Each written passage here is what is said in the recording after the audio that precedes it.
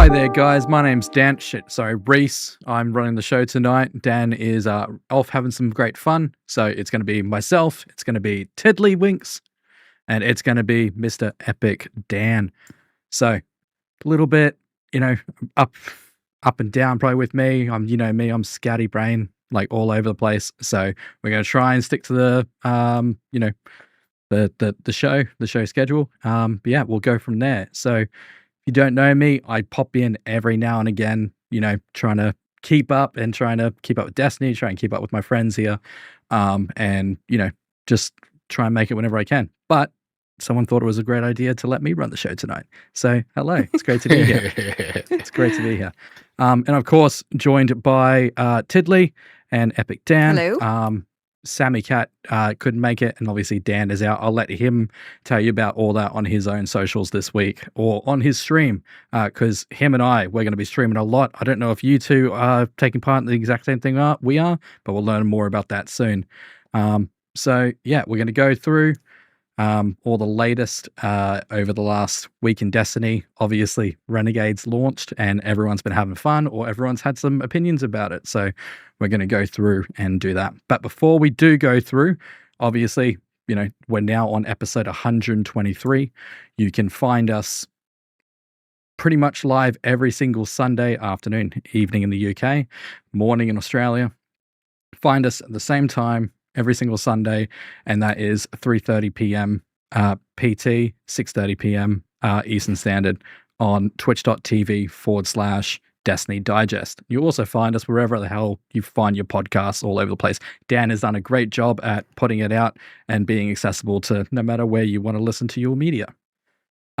If you do want to come through to the live show every Sunday, you can ask questions. We'll go do our best to answer those questions at the end of the show, provide our sort of wisdom, our kind of, opinions on that.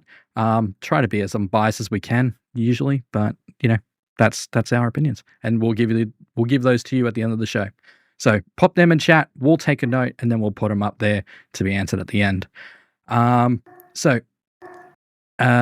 to go over, and also, if you like the show, you can also share the podcast and leave a review on any of those platforms as well. Share it off to your friends. Share it off to your great grandmother. She might be interested. It's 2025. We're all still having fun and learning new stuff. Maybe she likes Destiny. You never know until you ask. But cool. To start off today, let's start with Mr. Epic Dan. Dan, Renegades launched this week. What have you been up to? How you been liking it? I've played a lot of Destiny this week, and I've played a lot of Renegades. It's been a fun week. I don't know how other people feel about it. I know we've talked a lot about, was it a good idea? Was it a bad idea for Renegades to be basically a Star Wars DLC? But personally, I've enjoyed it. I guess it's because I'm not a diehard Star Wars fan, but I've enjoyed my time in Destiny just in general, especially with all of the changes. There's been a lot to test, been a lot of really good weapons to go after now, just for new builds, and it's been a good time. So I don't think I've played this much Destiny back to back days. I've not played. Yeah,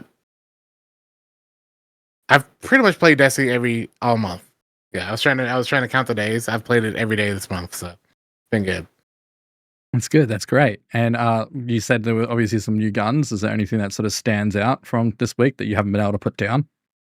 Besides the lightsaber, or are we including the lightsaber? I've tried to keep away from the lightsaber myself, so I know how hard that is, but especially on Titan. I said it last episode, didn't know it was strongholds, but I guess if we're not including that, another one that I've really enjoyed was the M17 Talker, I think is what it's called. It's a new 900 SMG. Oh, the the clone commando one, the overheating one. Yeah, I can't put that down either. Yeah, that one's really good, especially with Corpse Bloom. Really enjoying that one. Yeah.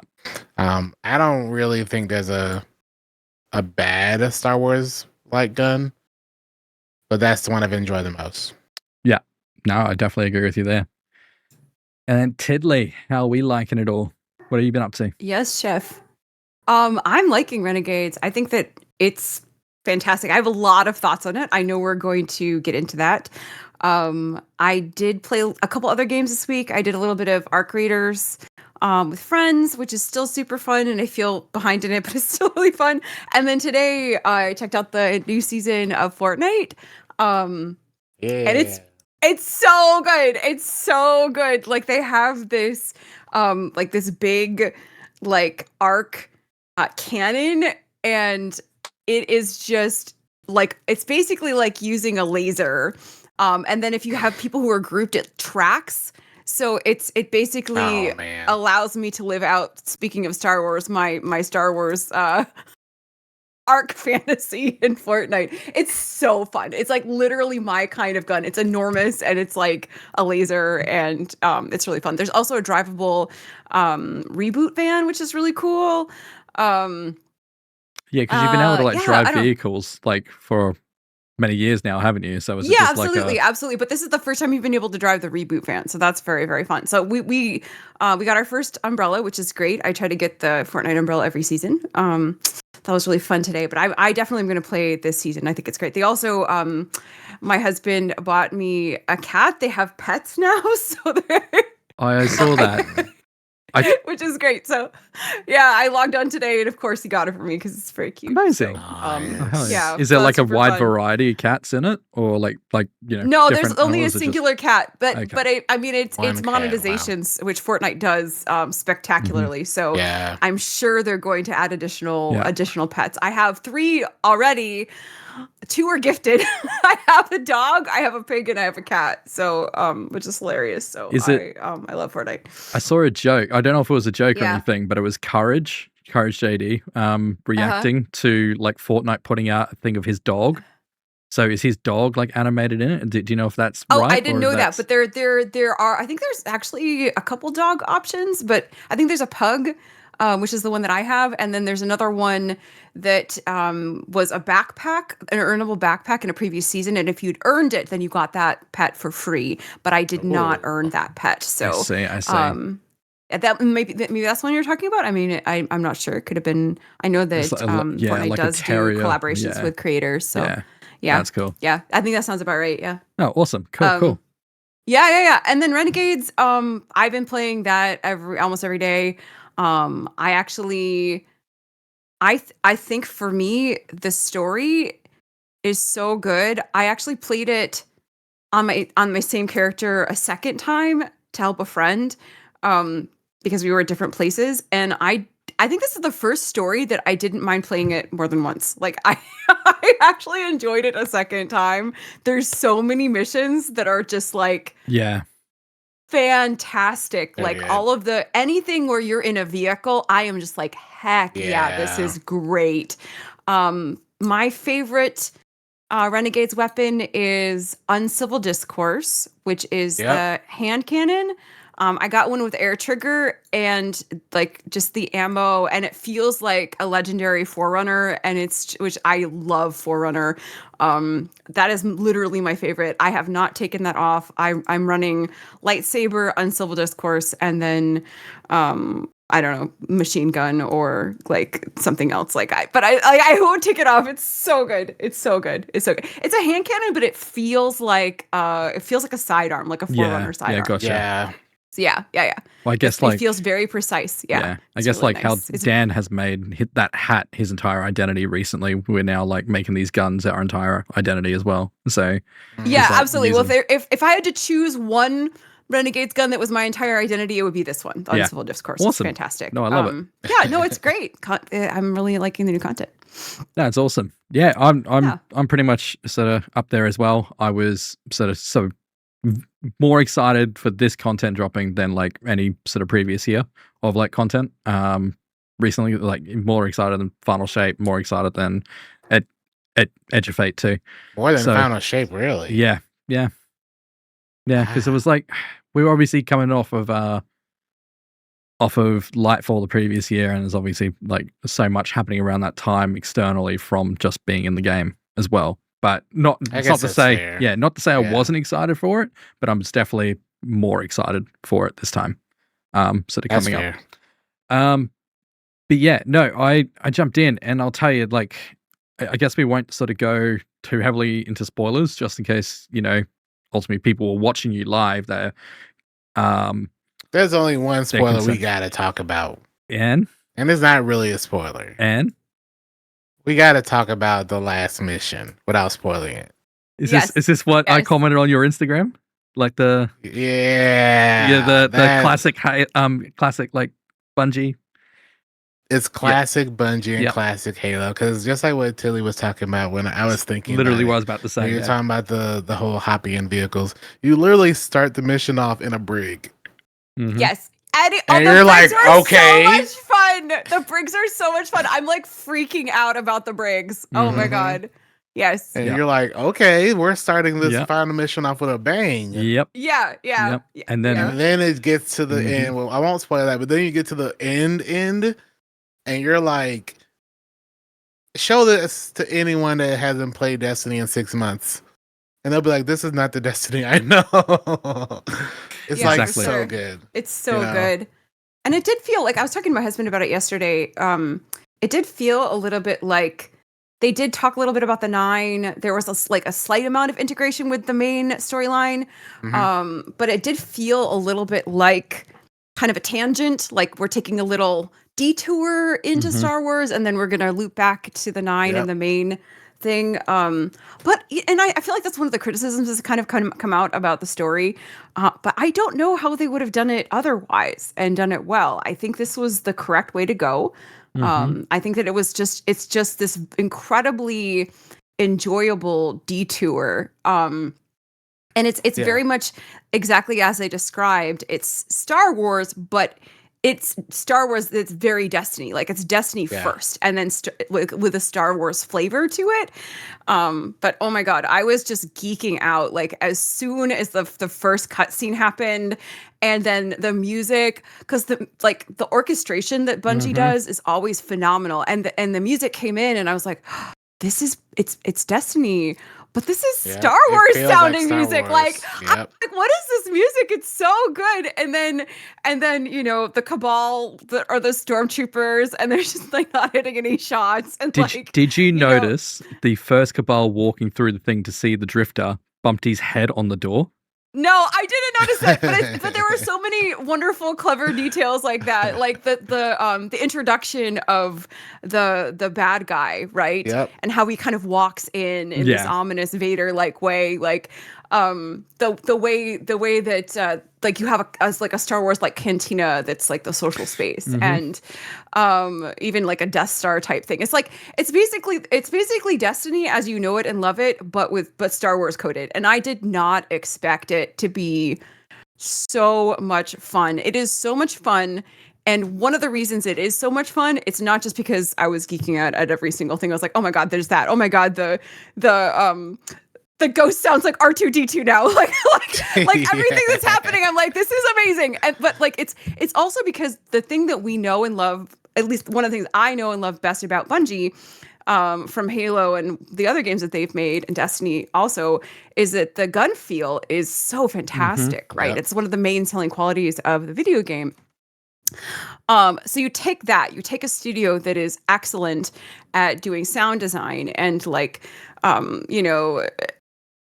feel, and then you basically make Star Wars guns with that, and now you can actually shoot the blaster and it makes the sound. You can throw your lightsaber and it goes boom, and you're like, whoa, that's crazy. Like that is, I can't tell you how satisfying that is. That is so fun. Like just using these Star Wars guns, because they nailed it. Like it literally feels like, I think for me, this is probably like one of the best Star Wars games I've ever played. Yeah. Right? Which is crazy to say, but I don't know that another game has done the weapons justice like they did in this expansion. It's fan-fucking-tastic. It's so good. No, I definitely agree. And it's literally from ambiance noise walking around Thassa's Junction and all that to, like you said, all the like sound effects, the gun effects, the feel of the guns. It feels like we didn't already know it as Star Wars, it feels like it belongs there, Yeah. And it feels it doesn't feel like it's out of place. Yeah, Yeah, it doesn't feel like it kind of got copy pasted. It Mhm. feels like really integrated into. It feels Destiny first, right? Yeah. But it is very liberal with quoting all these things that you know and love, and they don't. I don't think that they really cared about leaning too much into originality in the story or in the references. And I think that's fine because you're just going through and you're like, oh, look, there's the Sarlacc pit and we're going to blow up the pleasure barge. And like, you're not recognize this. This is iconic. I'm like, I don't know if it would I don't know if it would have hit the same way. I was getting nostalgia playing something brand new. I was Yep. like, what is this feeling? I love this. Right? It was Exactly. fantastic. No, I think good. nostalgia is So good. obviously to play off that, and they always do so well to sort of do that, especially Yes. with like bringing content back from Destiny 1. You can try and disagree, but you'll just end up agreeing anyway. But going back to sort of like Dan and I getting like geeking out earlier, and obviously you've said you're a Halo fan, so just that classic Halo feeling in the end with For the the Sparrow, final mission. yep, and all that, and I Yeah. was just there. I was just so happy to be able to like do something like that. It felt like classic Halo. It even felt like new Halo. It was like, I was just like, all right, who's still working at Bungie after like these 20 years Somebody that's like is. doing this? Like, Somebody's working. someone's had their finger in it. Last week, Sammy said that the studio was really excited about this expansion, and now I see why. It's really good. I think that they did such a good job with that final mission.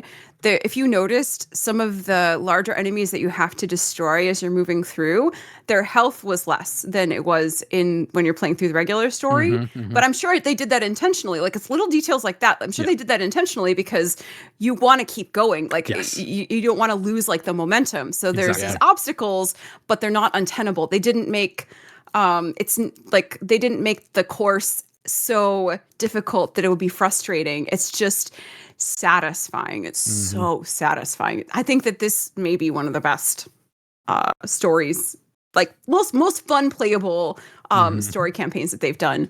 I think another quibble, like Eddie in chat, and I think I've heard this from other people too, that they did integrate a fair amount of the seasonal activity. That was my one complaint. Yeah. Yes, and I totally see that because you're essentially doing Lawless Frontiers interspersed with different types of original content. Yeah, and I could definitely see that as a valid complaint. But I didn't notice it in as jarring a way as I've noticed that with other types of DLCs and story missions. Not at all. Like, no. I think it was. I understand that complaint, but bad. it didn't bother me really. And then the exotic mission was great too. I really enjoyed the Fire and Ice mission. I thought that was really fantastic. No, that's Now, that's do all you stuff think I've it's heard an across the exotic board. mission? Because I've been wondering to ask y'all. It felt more like a puzzle strike to me. Because a lot of people, Yeah. I've talked to a lot of people this week regarding Fire and Ice, and we're not going to spoil it because it's a great mission. However, there have been people that have complained that it's too hard because of it being a campaign mission. When it's technically, like you said, it's an exotic mission. It's an exotic mission disguised as a campaign mission. Yes. So like a lot of people, I remember they were saying that they were complaining about how they couldn't get it done, either because of the puzzle part, because of the platforming, or because of the final boss. He's pretty difficult when it's your first time going through. Yeah, sure it is. It takes a long time. It takes a long time, and the boss is frustrating because figuring out the mechanic is frustrating, and then also he's just lambasting the entire like pew, pew, pew, pew, pew, pew, pew, pew, pew, like laser gunning you. You're like, leave me alone! I'm trying to figure this crap out, you jerk! Like, I was watching like so many people like the following day and the day after I'd sort of done it like on their streams and them just trying to figure it out, and they're just like, no spoilers. I'm like, yep, no spoilers, but balance. I'm like, just find the balance. But I still don't know how it works. I've done it twice. I don't know how it works. I just really don't. Once, so you just like once I figured it out, right? it made so much sense. Because I've had a lot of people even yesterday complaining. It's such a weird thing. He was out of his mind with frustration, and I was trying to explain it to him, and it wasn't working. And I was like, I still don't know how this works. It's literally and then balance. Add in the catalysts, and that makes people even more confused. That I don't get. Oh, really? So, like, yeah.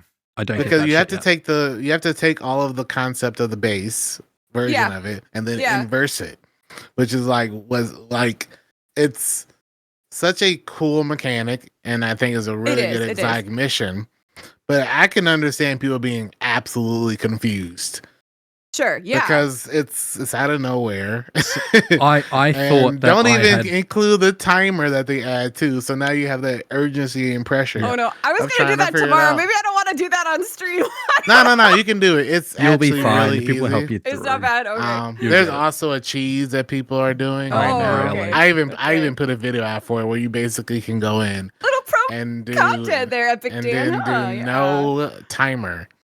So like if you don't want to like I guarantee if you go on and do this and you wipe a few times, someone's gonna come out in your chat and be like, hey, you can turn off the timer by doing such and such. And I'll be like, well, did you find that from EpicDan22? Check out his TikTok. Because I did all this stuff and then people were still complaining. I was like, well, you know what?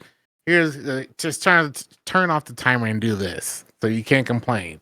But there's a lot of people that complain that like, I want the lightsaber because this mission is how you get the lightsaber. This is why I purchased Renegades. Yes. And I've seen a lot of pushback on how it's been implemented. I think it's perfectly fine.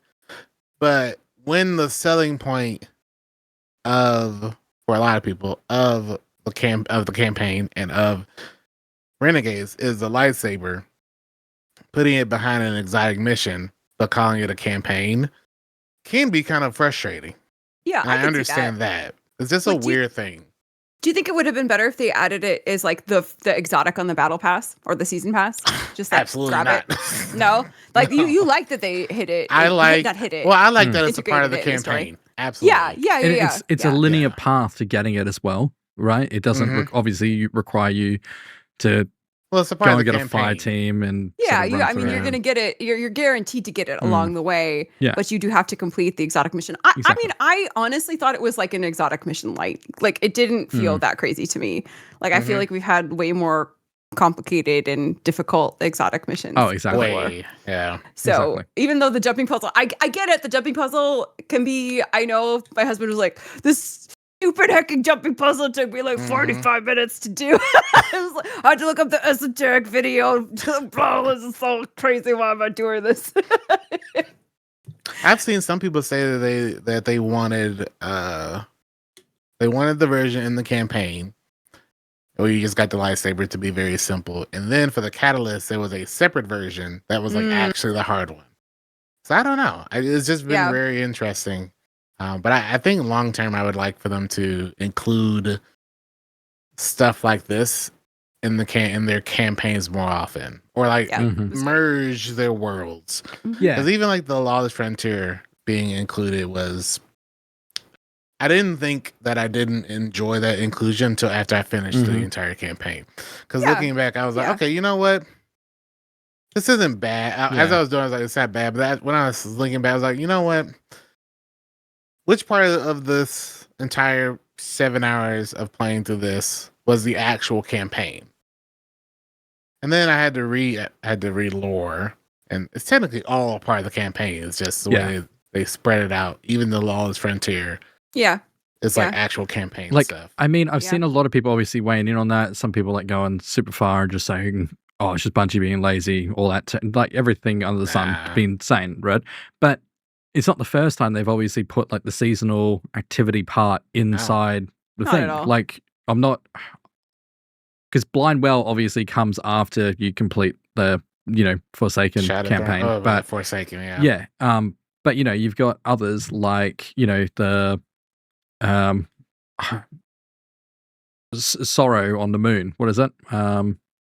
Altars of Sorrow. Altars of Sorrow on the Moon, right? That's you get introduced to that. So it's like an introductory thing sort of going through.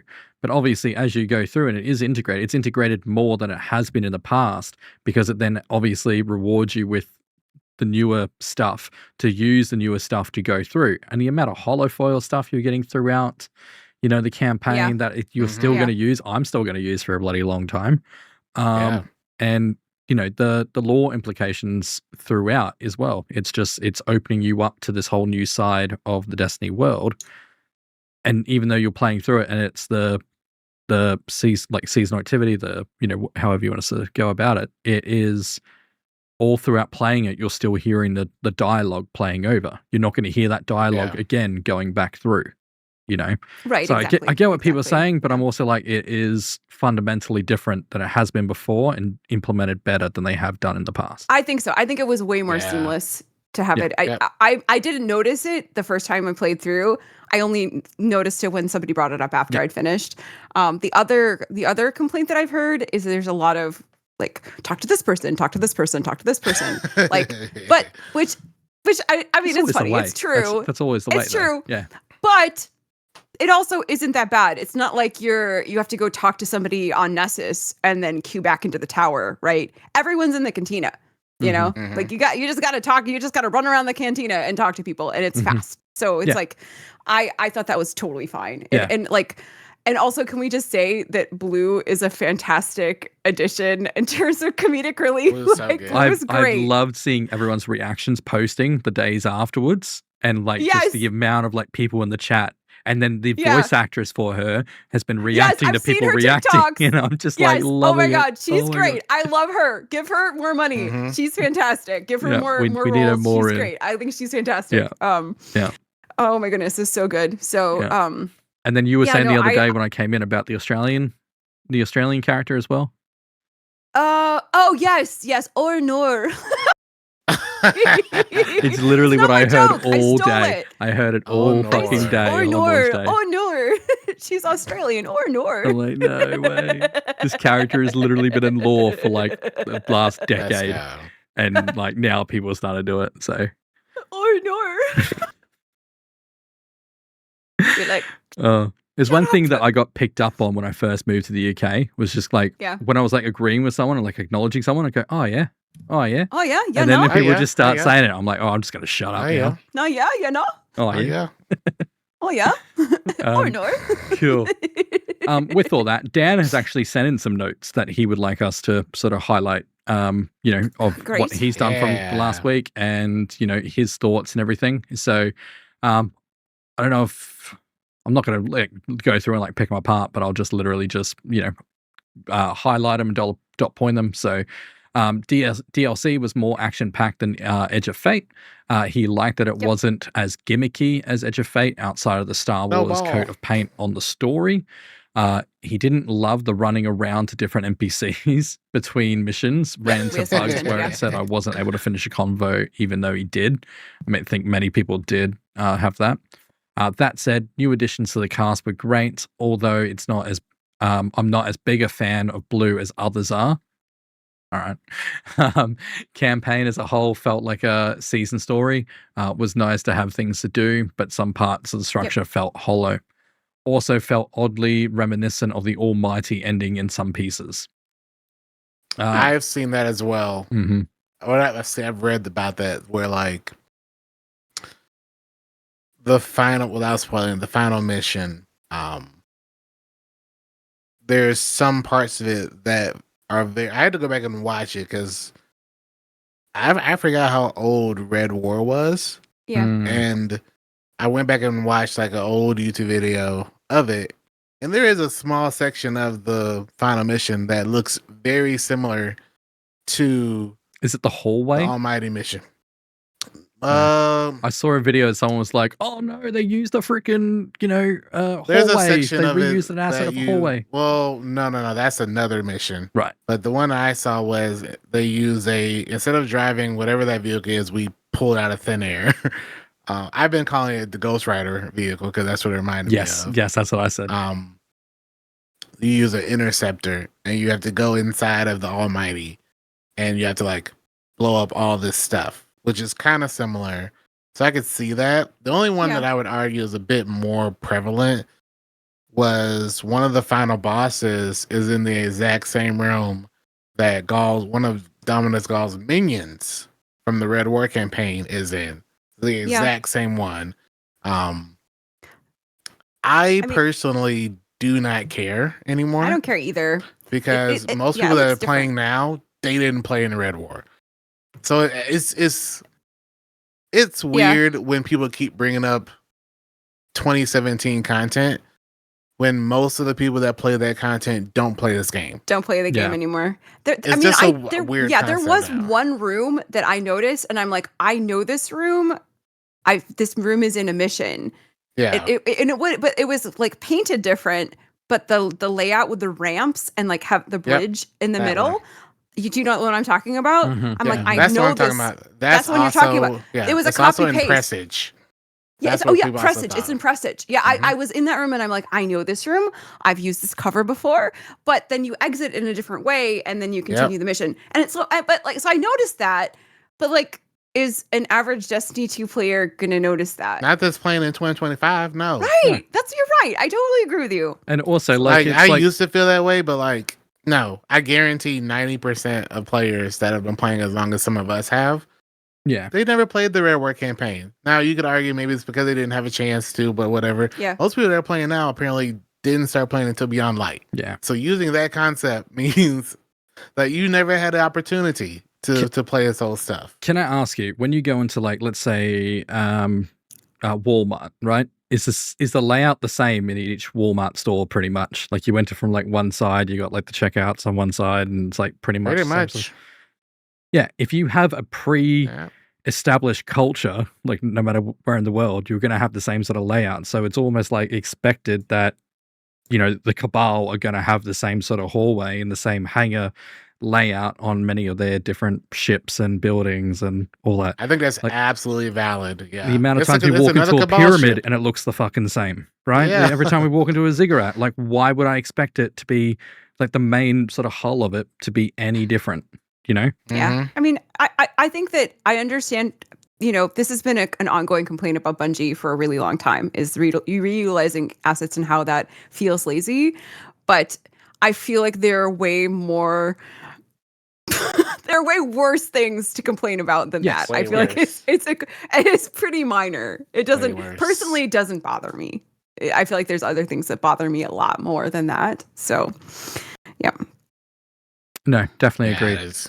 Yeah. And then his last few dot points were, why did I click off of it?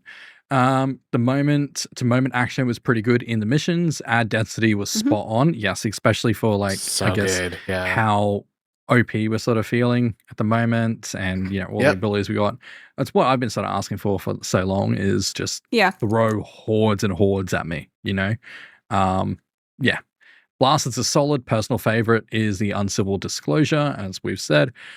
Yes, Uncivil Discourse. Ran good. campaign through on Titan First, changes the shield super are great. Yes. Oh, I need to So, do an Ursa's build. have you not? Oh my god, Yeah. my friend was using it and the orb gen, The and orb then gen, apparently and then the Luigi was damage telling is- me that you can do it with a single shield throw. You can do like 900k damage. Yep. With like It's really high. Yeah. like I And you can get need two an of those Ursa's off. build right now. Mhm. You can Yes, get and you two can of get those two shields. off, and that's Almost. I think 2.5 like shield like supercharges for like for that pretty much. It's fantastic. I So want it. that That's I on my ran list in of on that to-dos straight this away, week. and then when I got the lightsaber, I switched to my my Swordmaster's Guard. What is it? Are you doing? Did you do like the strand? Oh, that's the No, Warlock no, no, one. no, Rob was doing the- that this week with the You're strand, doing the like stronghold unkillable. deflection Strongholds, thing? that's it. Yeah. I just Yeah. literally run it. Strongholds I'm with the like, lightsaber, fuck, this yeah. is boring, Oh you my know, just swinging my goodness. sword around. But I'm like, I just couldn't stop reflecting like That all over sounds the like place. fun. I'm like- Strongholds But lightsaber I was sounds doing like a lot it of for fun. about 3 hours straight, just with like deflecting everything. I'm like, this is boring, I've but been I in also content can't this stop week doing with it. so many Titans. Like you Titans went from punching everything to just boom, boom, boom, boom, Yep. just blocking. Yeah, That's how Blocking they block everything, down. yeah. The deflect is really fun too. Like, It is. It really is It very, is. very good. And there's bits in Um, it that like there's seasonal artifact mods that Yeah. will stop you from holding it constantly, right? So if you No, they- deflect after like guard Yeah. after a certain thing, or swipe Mhm. guard, or whatever it is, so there's an incentive to play better, not just like mind numbing doing it all the they time. want you to use the lightsaber. You can Mhm. tell in the artifact. They've included a Yeah. ton of sword Yeah. sword artifact mods. So like Exactly. it's absolutely like lightsaber heavy. Yeah. Are there any other builds that you guys are really enjoing So running I've within seen a lot of Yeah. people obviously using Strand and Banner of War. Yes. Yes. Yeah. So there's people doing that, and then I've just seen, I haven't been using it, but I've seen people using Shadow Grenade on Voidlock. So Okay. Yeah, I think I saw Shatter a TikTok Grenade or about that. Scatter Grenade? that one, yeah. Yeah, Scatter. yeah. Sorry, that I'm a one's Titan. pretty nuts Forgive right me. now. Yeah. So Yeah, that looks like fun. That all looks crazy. That everything Things dies. nothing. Yeah. The only one Dan, I've been using the most, well, one of them was I've been running a perma invis hunter build. Whoo! Once you unlock, which if you haven't, if you're listening, you should definitely pick up from the cantina. I think they're still selling it. By Anor Or Nor. On the table, there's a vendor that sells a impact core only for 4,000 credits, which is one of those exotic mods. But it increases, well, with your melees, anytime you melee a target, it will then apply an elemental verb that matches your super. So since I'm running it on Void Hunter, anytime I hit a target, they are instantly weakened. Then, when they are killed, whether I killed them or not, I go invisible because of Stylus Executioner. Also, because of that, when I go invisible, I then have Trapper on the prowl that marks the target near me when they die. I love that. So on and so on. That's so good. It's so nice. How does the Void Hunter damage feel? I adore it. Is it good? Are you going to bring that into the dungeon? Good. What are you bringing into the dungeon? I probably am going to just take this into the dungeon, Yeah, but you I'm are. probably going to bring a golden gun build just in case. Just in case. Oh my Just goodness. in Have you case. tested the golden gun? How does it feel? I've used it for like 2 campaign missions, and then I was mad that they were shooting me, so I went back to being permanent. You're like, I liked it better when I was invisible. Yeah. Oh, So I'm I don't just know if it's going to be picturing- meta, but it's just been so satisfying Oh, just being invis 24/7. That's amazing. I'm just picturing you running like so many people through the new dungeon using that build. Absolutely. I have. Yep. Yeah. I've been Yeah. I've been just running it all week, and I Yeah. already have like 3,000 kills on the lightsaber. Cause I just go through and I just swipe. Of course. swipe, swipe, Of course. swipe, swipe. Of course. Oh So, my goodness. That's great. Dan also said that he got snagged on fire or ice, couldn't figure out the ball generation mechanic at 1 a.m. Yeah. That's So fair. Yeah, that's valid. I was fair. also, because I got to it quite early, but it was still like late for me. And Chef of mine, who I was playing with in the background, he's trying to catch up. He was getting the brunt of my frustration. I'm like, hell isn't this bloody drop-in? Like, what's going on? I like left the thing like twice thinking it was like a glitch or whatever. And then I came back and I was like, oh, so I got to balance that as well, you know? So, and I know Tilly said he still weren't 100% on it, but it's like, it was, you have to kill the, like Cabal guy and then go and kill the Taken guy to get like To the combine dark and notes. Yeah. But then if you kill the same one, it gives you the light. Generate light. So, and it's doing that. And then, so you got to balance that. And then you've also then got to balance 2 balls in the one light, 2 balls in the other light, 2 balls in the dark light, 2 ball. Well, you could do two light, 2 light, 2 light, 2 light. That's what I two- normally do. Two Mine has dark, 2 dark. twos. Yeah, yeah. Mhm. Or you can do it the other way. It's just like 2 all the way around and sort of go from there. But yeah, obviously 1 a.m. in the morning trying to do that, it wasn't great. So I get that from Dan. Lightsaber is goofy strong with strongholds. Nothing can touch you. That is 100% correct when you're sort of just playing, standard, to play. When I was starting to do harder difficulty stuff, I did learn my lesson very quickly. Right. So it's obviously great to get out of trouble, but you cannot rely on it. So even in harder content, you're still going to get your your kneecaps pushed in. So, which is good. I do like that. Second playthrough on Nothing Manacles, Warlock in progress. So he'll probably be running that this week. No strikes with Edge of Fate and Renegades is felt. Feel like the mid-season updates would be a perfect place for a couple additional strike-style missions. And lastly, looking forward to Oath of Renegades Creator Campaign event kicking off this week, which myself and Dan are playing, and we'll sort of go through more of that at the end of the show. I don't know, you guys aren't taking part in that. I didn't see your names. No, I'm not taking part. No. Have you heard of it at all yet, or anyone talking about it? Not really. No? Okay, cool. I'll go through that at the end. That means we can sort of go through some of the stuff that's been released this week and maybe some of the news. And then, we can leave that to last. But yeah, so obviously there was a TWID sort of last week. And inside the TWID, they also announced there's the cosplay Cosmodrome. Either of you like to sort of read through that? Do you know more about it than I? No? Okay. I don't know anything about the Cosmodrome. Sorry. Bear with me 2 seconds. So with that, there's like a cosplay event sort of happening in Destiny. So I'll start off in the TWID here. So amazing cosplayers from around the world have once again stunned us with their takes on Destiny 2 characters, old and new. This week we unveiled our first 4 cosplays: Drifter by Little Blonde Goth, Eris Morn by Where is Danielle, Honor Mahal by Anhira, I'm definitely saying that wrong, and The Premier Loom by Solomon Tyser. Next week we'll show off even more. For more information and pictures on the buff cosplays, there's a blog post there. Definitely go check out those. Those are absolutely fucking spot on. And a lot of work and a lot of commitment has gone into every single one of those. They're just so bloody cool. So they'll show off more over the sort of coming TWIDs. With that going forward.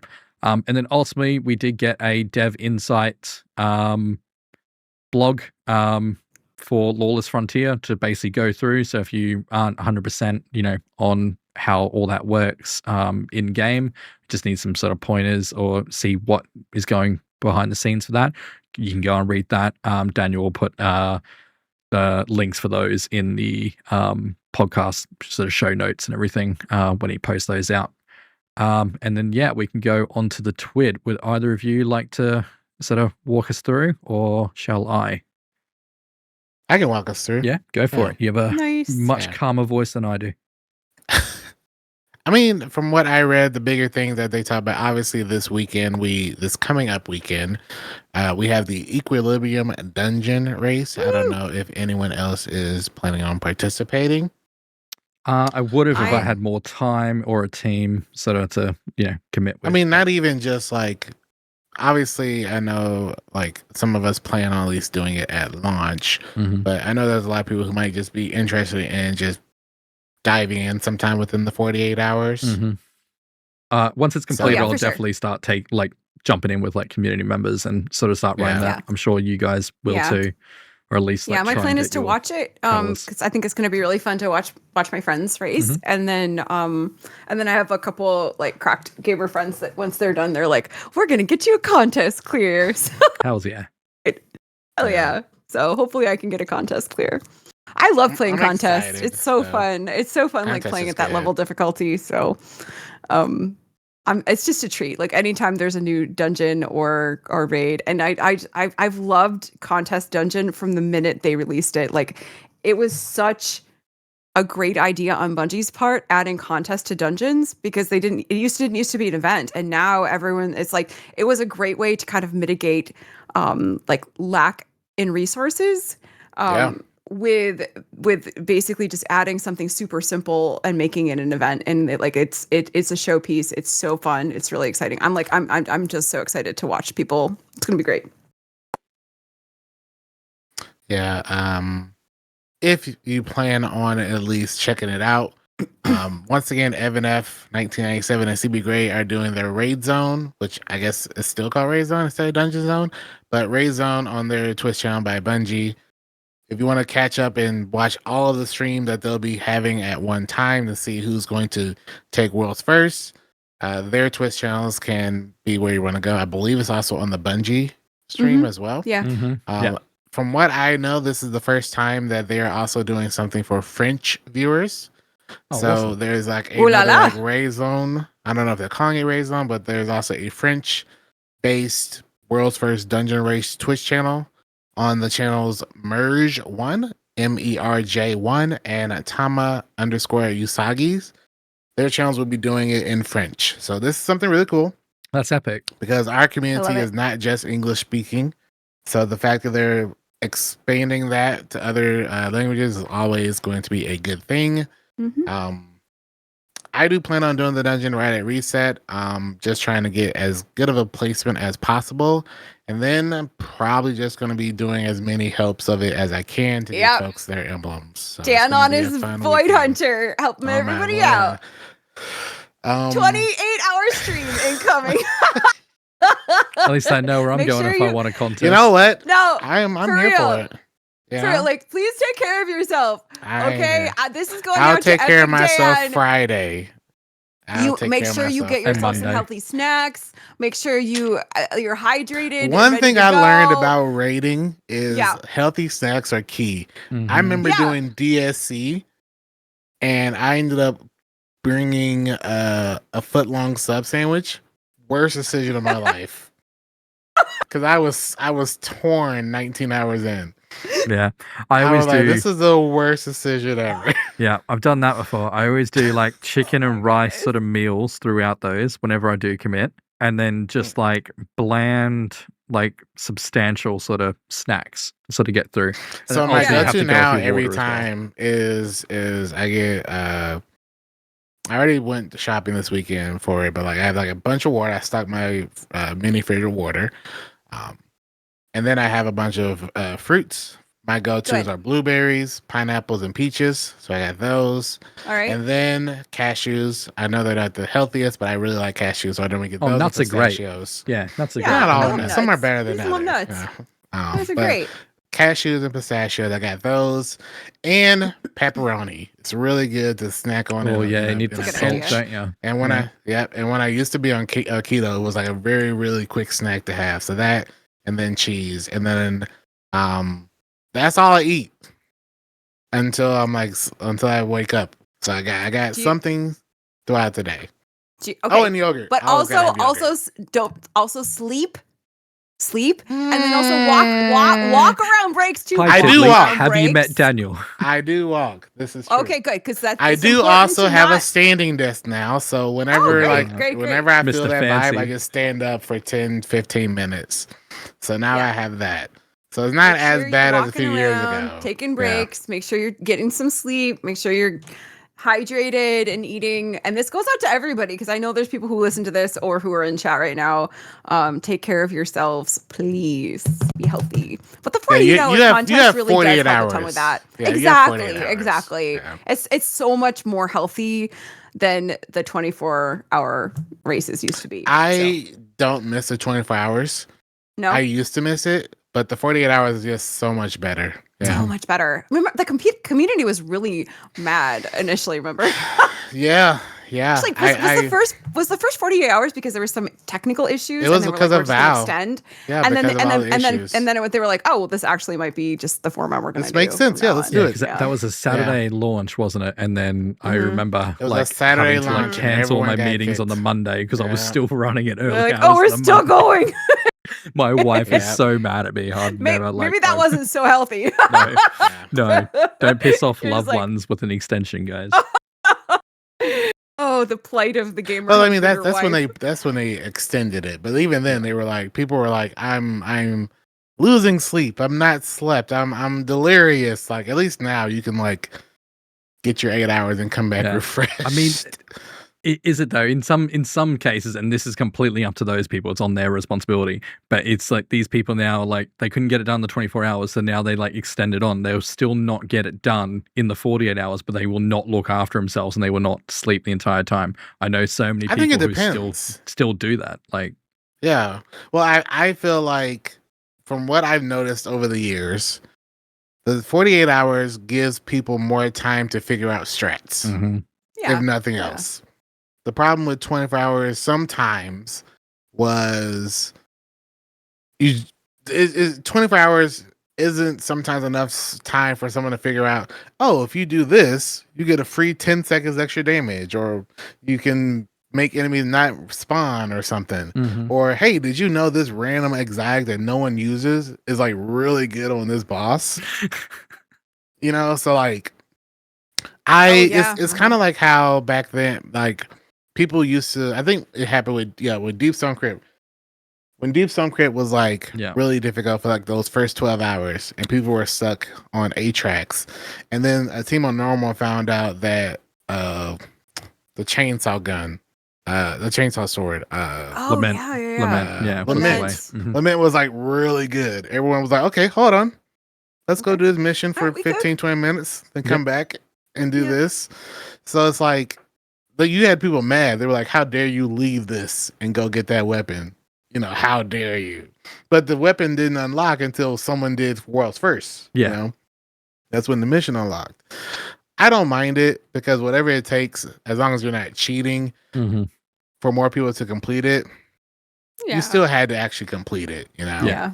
No, But there exactly with obviously you. there are people who, you know, aren't going to complete it. But maybe the extra 48 hours gives them more time to get further into the encounters or further into the raid or dungeon. So I think the community isn't as against it anymore. No, I think that people have really It's the gotten new on norm. board. Yeah. Actually, a lot Yeah. of the changes that they've made, including like the overlays now and hiding and all this, like it Yeah. feels like everything that they do for the contest raids and dungeons, like it may meet an initial resistance, but the community is very like responds positively later. So Yeah. but yeah, it's gonna be fun. Saturday, new dungeon New contest. dungeon. It's gonna be great. So if you want to get your dungeon completed, or you just want to watch it, feel free to check out the raid zone or come by a lot of different streams. They'll probably be at least running it or trying to assist people in getting a clear. Twitch.tv/EpicDan22 if you want your clear. He's going to be I'll on be a there void first. hunter. I do plan on first on the doing my list. best to help people, just like always. That's all I will say. That's kind of the big news from what there's not a whole lot in From this there. TWID. yeah, they talk about cosplay Bungie Awards, contest. That was cosplay very contests. quick. Yeah. There, if you like shaders, there's a shader for connecting your game to Discord. Mm-hmm. I think you only have to play for like 15, 30 minutes. You can get a ink drawn shader for just I guess I've never done a Discord quest, but I guess you just boot up the game while Discord I is just open. clicked it. Yeah, it's just Yeah. as long as Click you it. have your Discord All you have to do is like, accept the in quest. connections. Yeah. Oh yeah. And then it will give I'll go ahead you and- it'll give you a code, redirect you to Bungie rewards, and then you just put the code into there. Right? And that's legit it. So yeah, that's all you have to do. I'm putting it in chat if you guys want to click it. If you want to add the quest. They have a bunch of Renegades based known issues.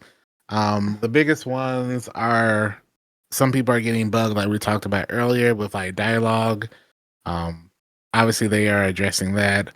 There are some issues with Lawless Frontier. For example, invaders will not be sent back to their ready room if they are traveling quickly or stop moving on a vehicle as the final timeout occurs. This can prevent them from receiving rewards. Invaders who die as they are getting teleported back may experience rapid teleport visual effects. And in rare cases, invaders who die while they're getting teleported away are not brought to the ready room after they respawn, and blocking their ability to claim rewards. At least from what I read, those are the ones that I thought were the most interesting, because those are going to stop people from getting their rewards. So just to be mindful of that. Some exotic missions currently right now are not dropping their weapons. They are at least looking at that. So hopefully if you are doing these missions, you are trying to get the exotic. It's not dropping. That's why. So hopefully they can fix that soon. And obviously some really dope art. But a really light twid twab around the dungeon this weekend.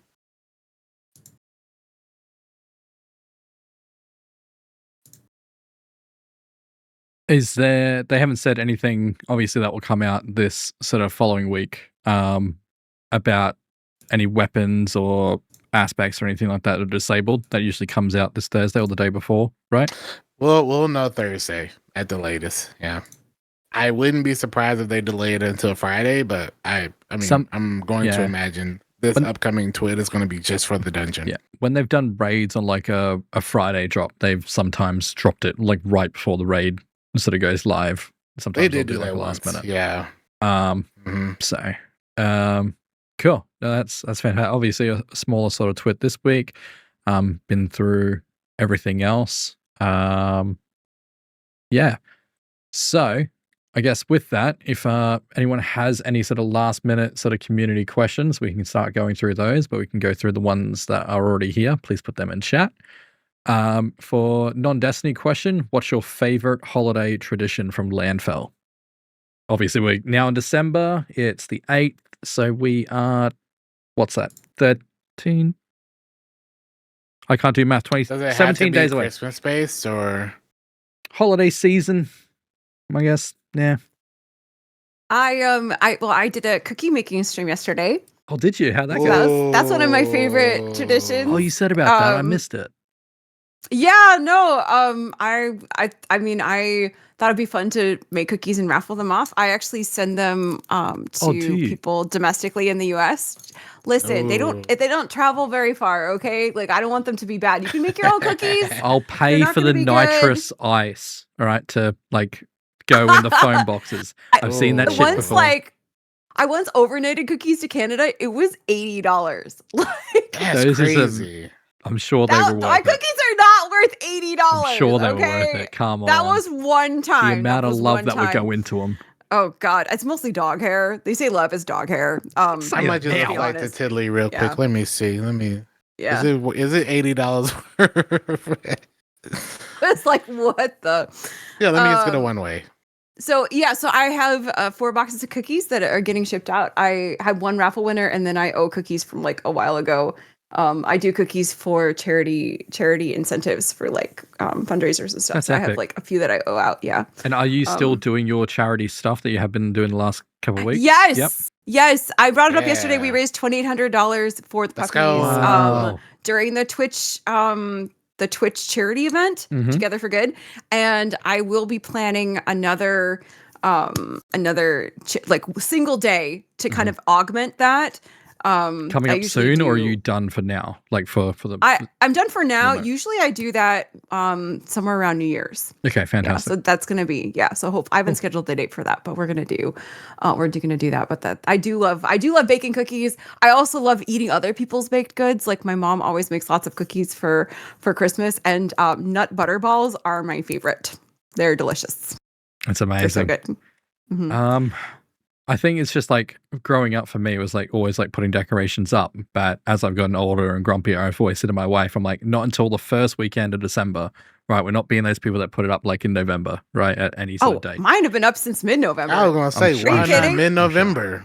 Yeah, you gotta go. it's You gotta gotta be go. You December. gotta Like, get at least a month out of it. yeah, come on. It's like so much You keep work to them put up them up. until You might as well enjoy middle them. of January because then you got to go back to No, work. no. and Then you're just making your tree into like a freaking. I mean, Oh, I have a Valentine's Day tree. Oh, wait, it's a Halloween tree now. I put up the skeleton lights. Like, no.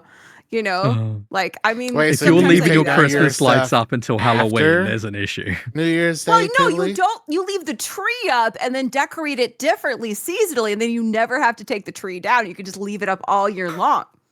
4th of July tree. Valentine's Day tree, just turn the lights I on. said mean- put heart lights up on it. I'll be adorable, super cute. Okay, but to be fair, I feel like Christmas lights, there's a reason that so many different cultures have celebrations of light this time of year when there is so much darkness, right? The days are very, very Yes. short. Yep. Yes. It's dark all the time. For me, it's just a little bit of joy and optimism and light. Like it's literally nice to just Yeah. have a little extra light Yeah. in the house when you're walking around and it's pitch black. And So obviously, I I've will never pro- experienced that until coming over this way. So sure, 100% because get it's you opposite in Australia. and then we 'cause it's have summer. the sun up until 9:30 Yeah. Oh, in the yeah. evening. So no right? wonder you're not addicted to decorating early because you didn't have to deal with it before. Exactly. And Wait, now so you're you would have like, been "Why is it dark all decorating the in time?" July. That's what he does.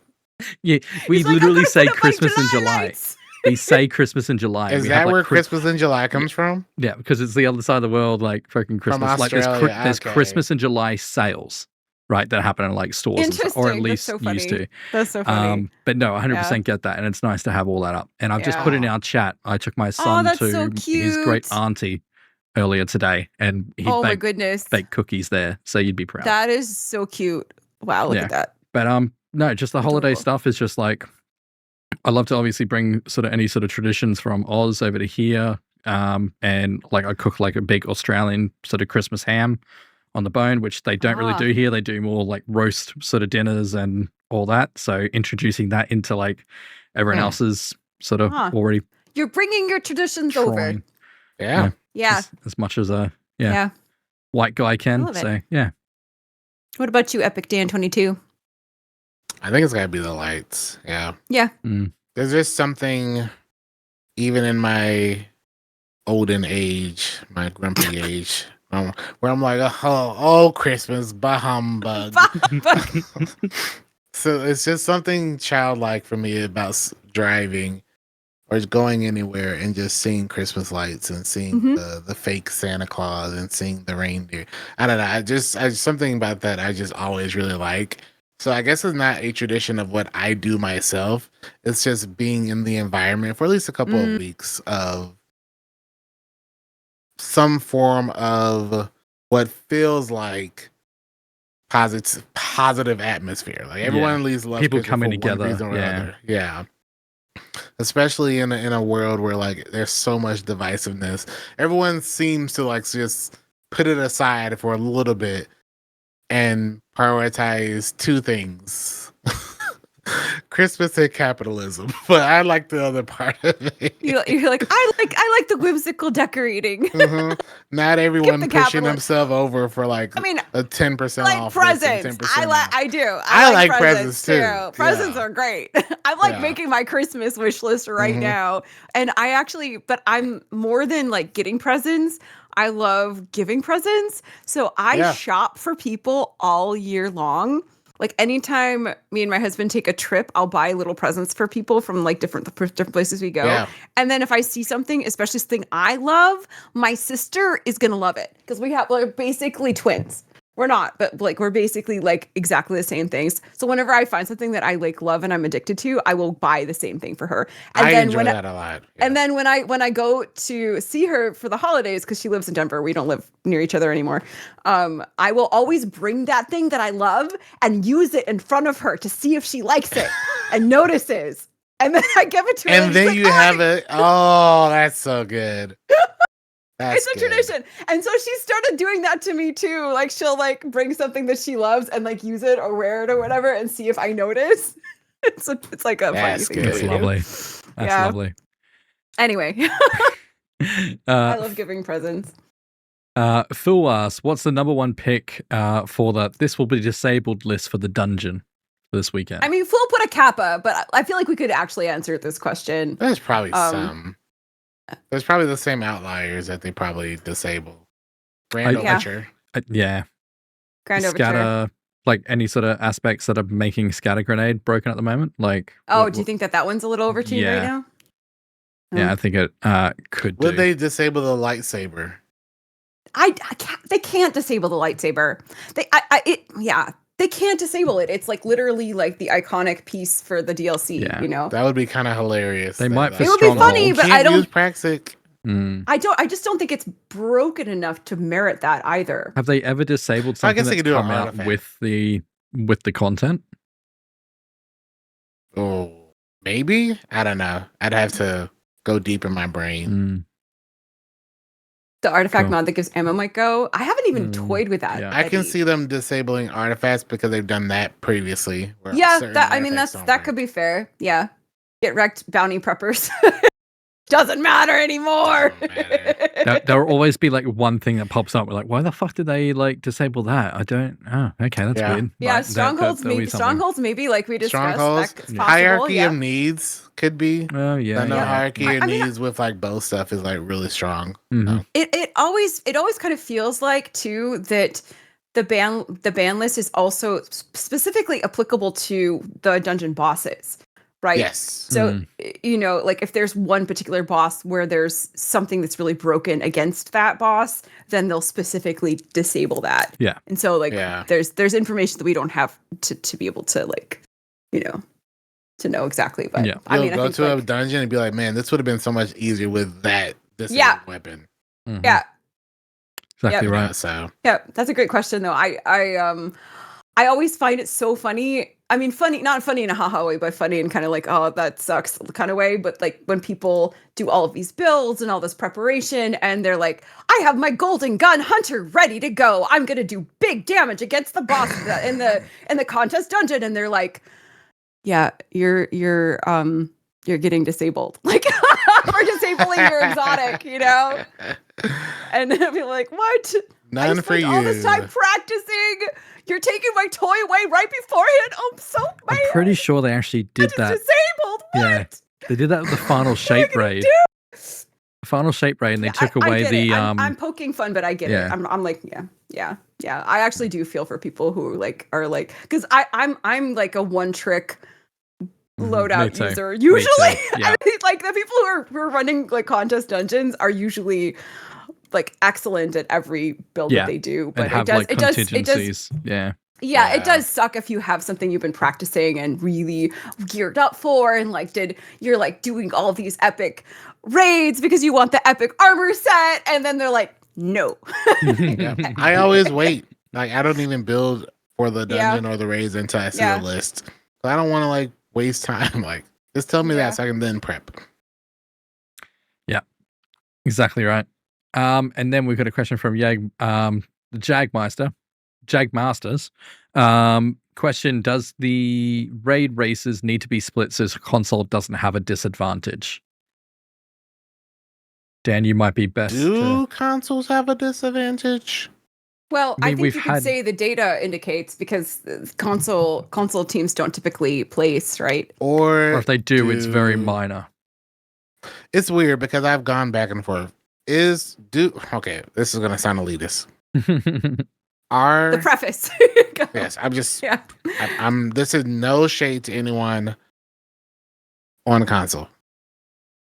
Are the best players limited, or are all the best players generally playing on PC nowadays? Are console players getting at a disadvantage, or are all the players who have any real chance placing high, are all of them just on PC now? I didn't ask that question first. Not that the console players are bad, because there's some fantastic console players. It's from what I've noticed, even some of the ones who used to be on console, all of them have just moved to PC. And some of them still play it on a controller. Yeah.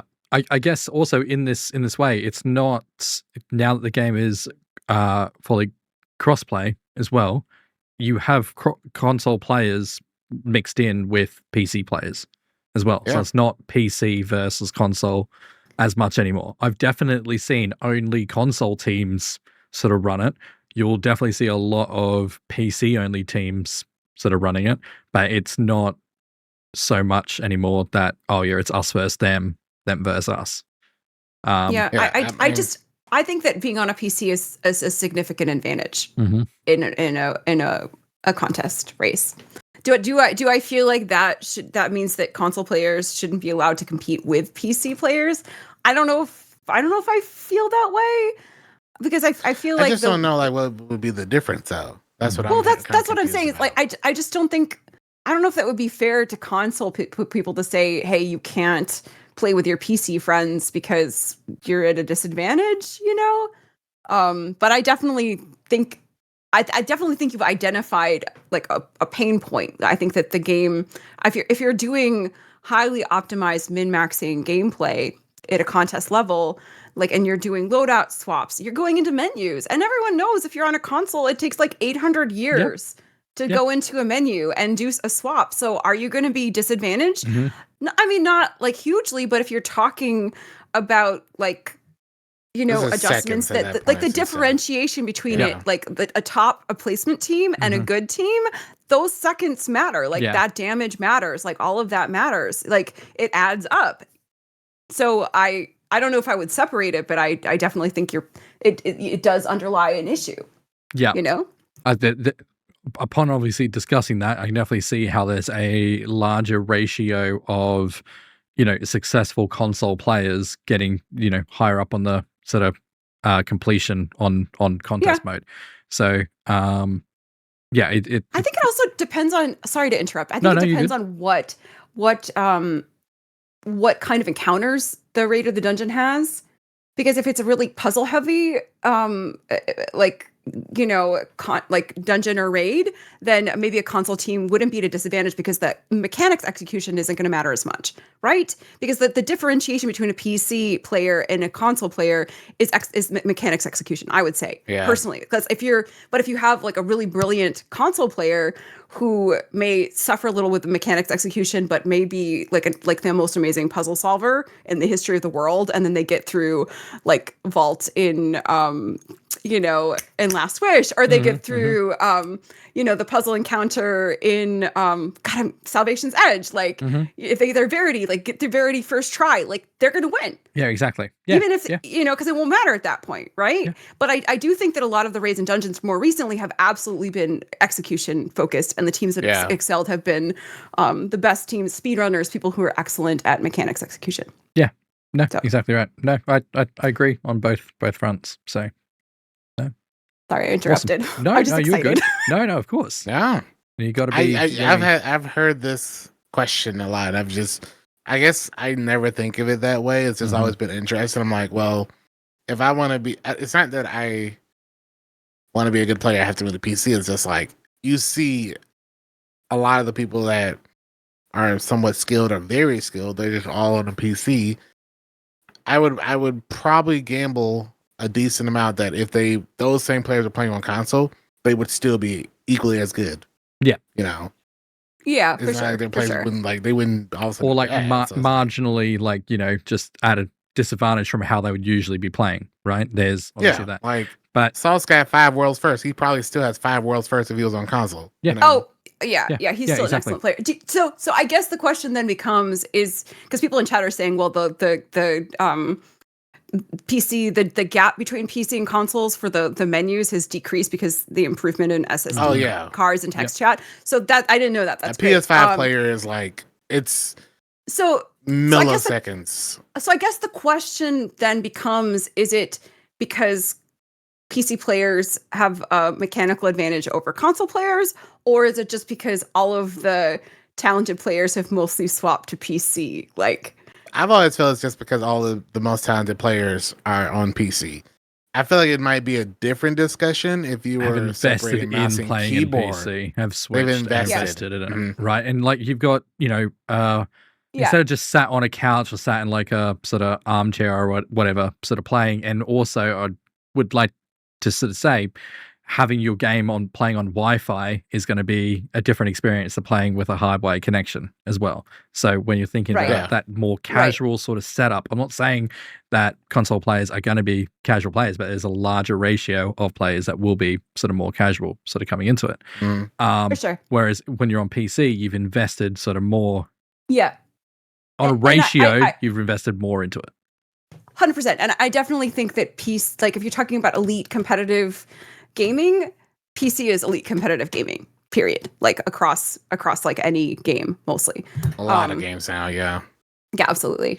And a lot of those players still are on controller. So like I mean, I don't see a world where they need to split the player base. Yeah. I split like leaderboards. Maybe if PC was still so vastly ahead, maybe, but that gap is so small now. Yeah, definitely. Cool. All right. Is there anything you guys have coming up this week that you would like to sort of plug, or coming up in the near future, sort of go over? No, go ahead and talk about your event thing. Cool. Yes. So we've been given the green light finally to sort of talk about it. So both myself and Danfinity are taking part in it, and that's it will be 2 days a week for the next 2 weeks, and then we'll start back up in January, and it's called Oath of the Renegades. Now it is a creator-led event that will have in-game effects, nothing to do lore-wise, nothing to do that will take over the game or anything, but it is a whole creator-led thing that there's actually a leaderboard sort of done. So you go up, you sign into Bungie.net on this like external thing. You will click up, pledge your allegiance, and you can change every week as well. So you can pledge your allegiance to any of the factions. So that's the Reformation, the Pikers, or the what's the other one? I've completely what's the other faction? Totality. Totality, yes. So you see all of that, and you'll choose that, and you also choose your lieutenant for your squadron. So, your favorite creator that has either referred you, and then there's going to be sort of giveaways sort of done, game codes, emblem codes, all sorts of stuff. And there will be rewards for the factions that are also doing the best week on week. And they are running off of Axe. So you'll be able to sort of go in and sign up to all that. Now, it doesn't just stop there. You have to jump in and you have to complete tasks, and that is signed in with your Bungie account. So that is updated on the daily, your task progress and the entire factions, whoever's like ahead in the factions. So that goes live tomorrow. Sign up and then, start doing your tasks, and that progress starts going towards your faction, to your creator that you signed up on. And then it all goes from there. And that ends late January when everyone starts to kick off for Bungie Foundation as well. So we're literally going from one big creative thing into like another big thing Awesome. over the next 2 months. So tune in to both myself and Dan this week on completely two different factions. I'm on the Pikers. So if you like my funny mug, come join up with me. Obviously, you all love Danfinity. So do go and check out his link as well, and see what we're both up to this week for that. It's going to be a lot of fun. There hasn't been an event like this yet. It's going to be really good. Awesome. Yeah, that's what I've got coming up this week. And then, all good to go. I can't think of anything else to sort of finish off with. I think, it's been a little bit darting all around the place, me trying to sail the ship in high winds. Thank you so much for bearing with me as we got all that going. Awesome. Now I do have this sort of set up so Dan can sort of still be here as we sort of finish up. Any last minute words from either of you?